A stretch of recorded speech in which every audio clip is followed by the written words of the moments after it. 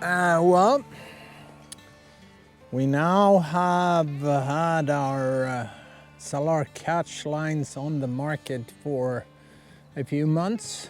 It's a project that's been going on for 2 years about, and it's been super hectic the last 6 months. And I'm so happy with how this turned out, and I'm grateful for all the good feedback we get. And there's a million things to say about the fly line.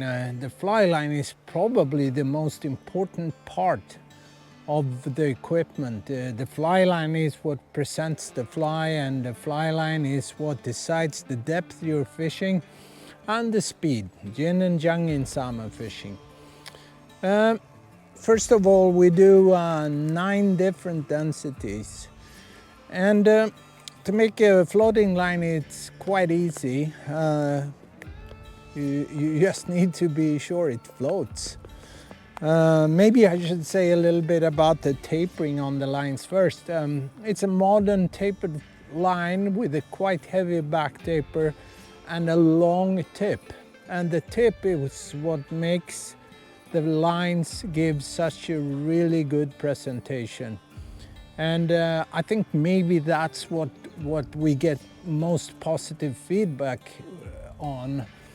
All lines are easy to cast, or many lines are easy to cast and cast a long line, but also to have a line that really turns over and stretch the line and give you a good presentation. That's more tricky, and that's where we have put a lot of time in with this project. But over to densities. I was going to talk a little bit about sinking lines.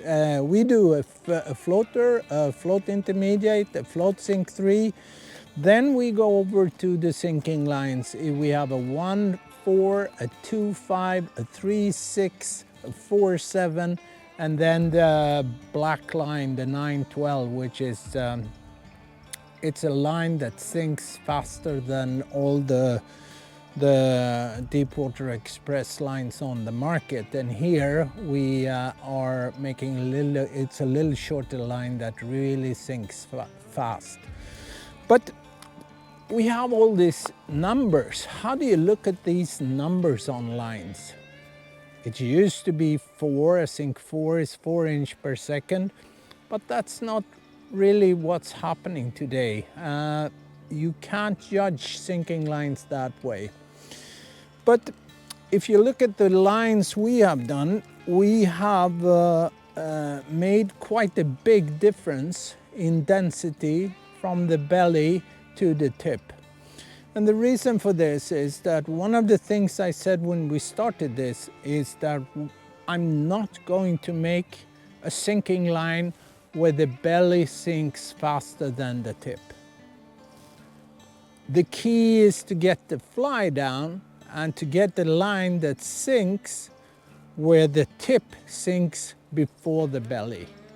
I had people say, oh, these lines don't sink as much as the ones I used to before. But the normal thing is that the belly sinks down, the belly catches the stones, and you get stuck. With our lines, the tip will come first, and the fly will be, and the tip of the line will be the deepest part.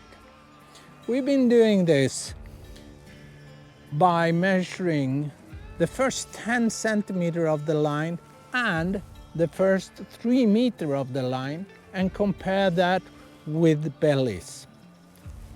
And Thomas Berggren, who's been one of the key persons in this, Thomas been cutting so many lines. We made a little glass tower where we can actually measure sink rates, and we have cut all the lines on the market, including our own lines. And I just wanted to say that when you look at our sink rates, a 4.7, I think you should look at that being a 4 with a little plus after, meaning a sink 4 belly with a tip that goes a little faster. if you look at the lines that way, you will probably get quite close to where you have the actual sink rates compared to what you are used to. I would say that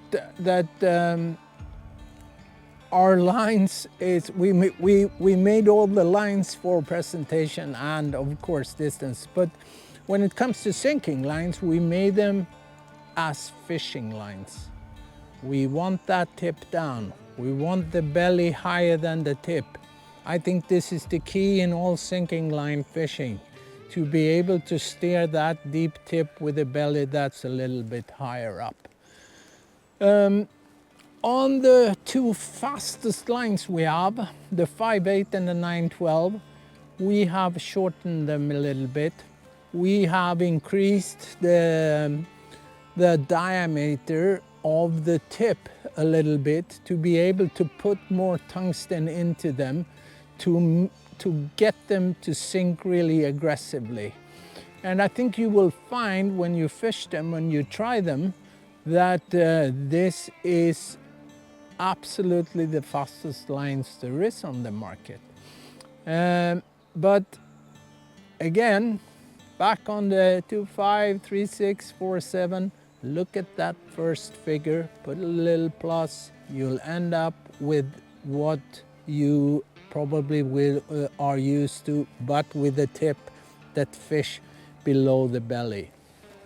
Ending up in more effective sinking line fishing, ending up in less snags, and I would say on a single piece line, many have tried, but the density needs to be, there needs to be a big difference in density to make this possible. So I'll hope you try them, and I hope that this little guidance on how to look at these figures will help you in choosing your right SALAR Catch sinking line.